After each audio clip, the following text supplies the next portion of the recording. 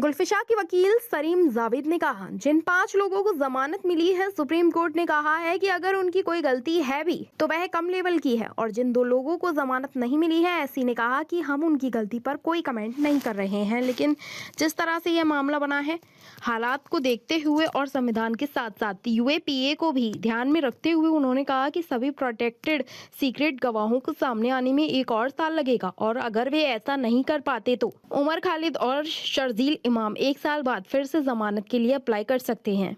यह उनके और उनके परिवारों के लिए बहुत बड़ी राहत है। Rest of the accused, in fact, 5 have been granted bail, and 2 of them have been given time, in fact, not been granted bail. How do you react to this? What happened in the courthouse, if you could brief us? So the 5 who have been granted bail, the Supreme Court has said that their culpability, if any, is at a lower level.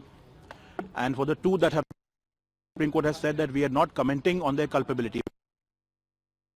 But because of the way it is structured, I think them in the fitness of things and judging the Constitution as well as the UAPA together, they have said that 1 more year will to examine all protected secret witnesses, and even if they can't do that, these 2, Umar Khalid and Sharjeel Imam, can reapply for bail after 1 year.